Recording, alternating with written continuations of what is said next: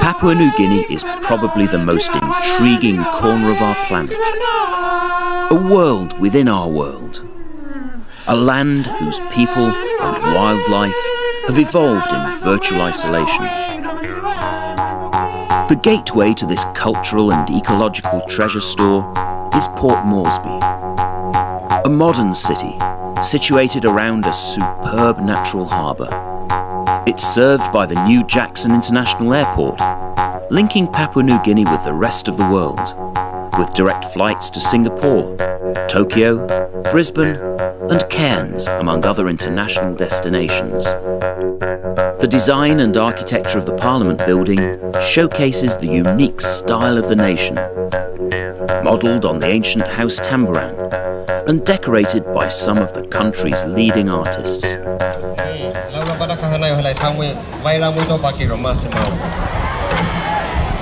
Port Moresby is also home to the annual Hirimoal Festival, celebrating the epic trading voyages of the city's ancient ancestors.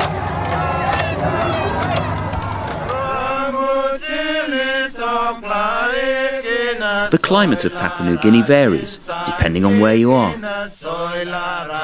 Around the coast and on the islands, there's year-round tropical weather. But in the highlands, the weather is cooler, particularly when the temperature drops at night. In fact, the country's highest peak, Mount Wilhelm, is snow-capped for many months every year.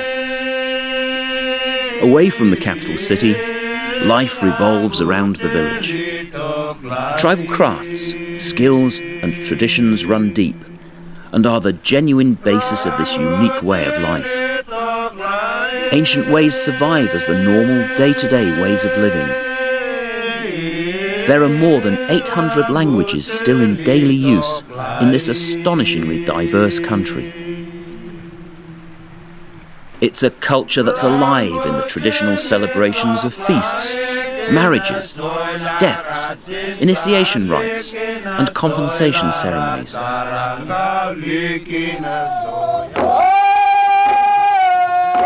It can be savoured in impromptu sing-sings, or at the great annual tribal gatherings, such as the Mount Hagen and Goroka shows. At these festivals, tribes from the remotest corners of the nation gather to compete and keep alive the powerful traditional dances and music, whose roots are lost in the mists of time.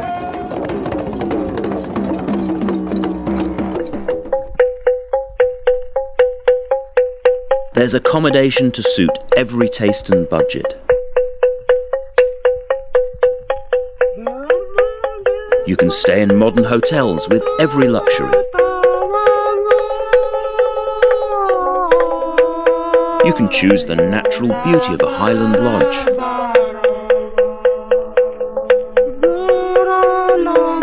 You can stay in specialist coastal resorts or in island hideaways.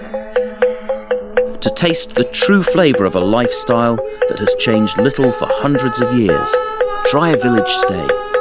You'll be assured of the warmest of welcomes.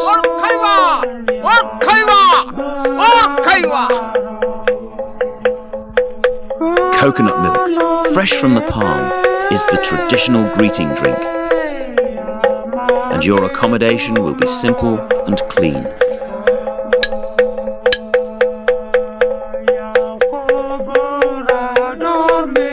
From Port Moresby, many areas can only be accessed by small plane. Most of the interior of the country is rugged mountains and valleys, covered with rich forest. This challenging mountain terrain offers trekkers, climbers and cavers wonderful opportunities for adventure and exploration. Huge rivers, flowing from deep in the interior, cascade over spectacular waterfalls.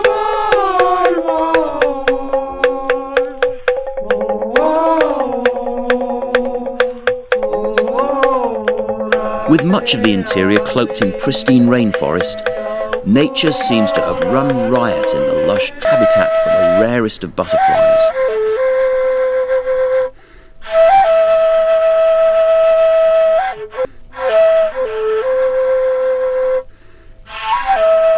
The national bird of Papua New Guinea is the bird of paradise. For birdwatchers, Papua New Guinea has more variety and numbers of intriguing species than anywhere else on the planet.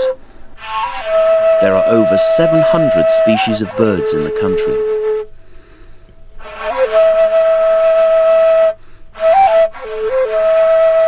And evolving in isolation, there are also many ago, the conflict of World War II raged across the region. Today, the debris of that struggle is still to be found, scattered in the jungle. Not only guns, but also wrecked military vehicles. Not only warplanes, but even tanks, both on land and under the water. For many, the fascination of this tangible recent history is a magnet. For others, it's a more poignant pilgrimage, with the fallen of all nations being honoured.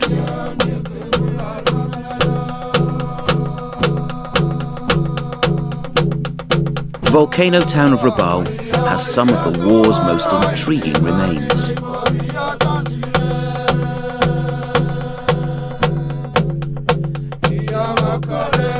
Its spectacular natural harbour being an essential naval base during the battles of the Coral Sea, old Japanese submarines can still be seen in deep tunnels in the mountainside.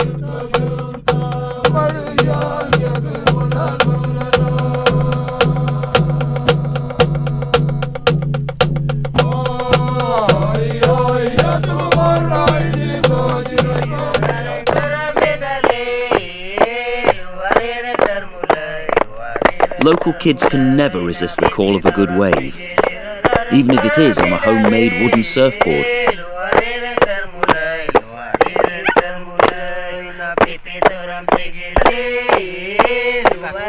For visiting surfers, Papua New Guinea is one of the last frontiers, one of the few places on the planet where you can find the most perfect waves and have them all to yourself.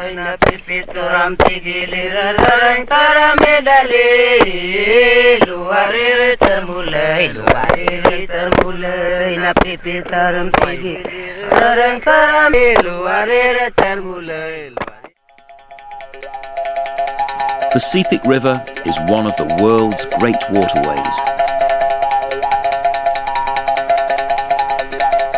It can be explored from the comfort of small cruise ships that visit the river's lower reaches.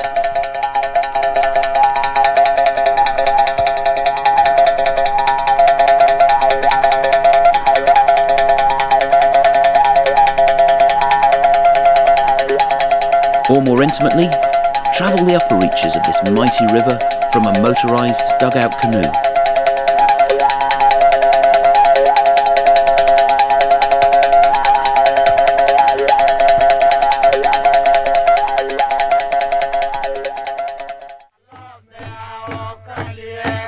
All along its banks, the wildlife is intriguing.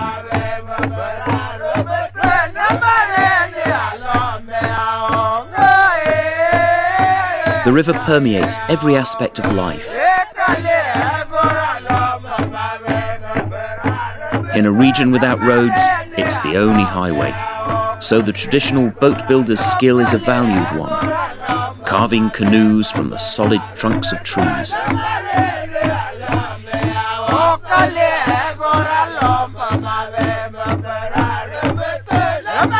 The house tamboran, spirit houses, are the treasure stores of the artifacts of the peoples of the mighty river. Much of the art has a spiritual significance for the community and is treasured, but art is also produced for sale. In a country where until recently there had been minimal contact between many of the isolated tribes, every region has its own unique culture and distinctive art forms.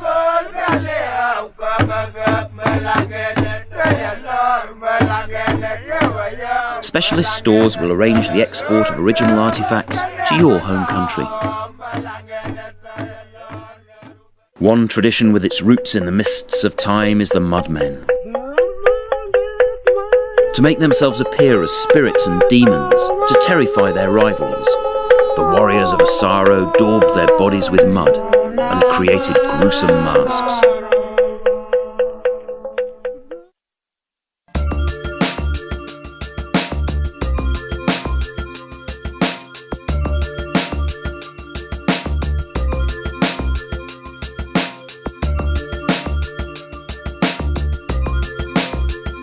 World-class dive boats and specialist dive resorts enable access to explore the underwater world of the remotest of regions.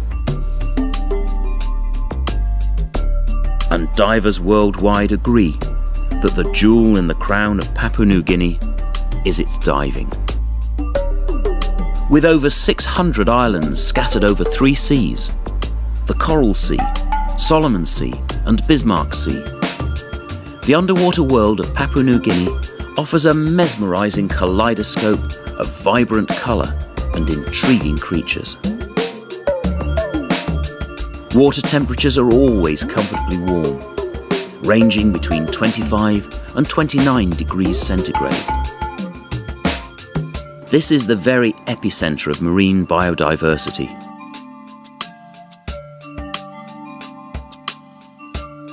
There are more species found in the clean, clear seas surrounding Papua New Guinea than anywhere else in the world.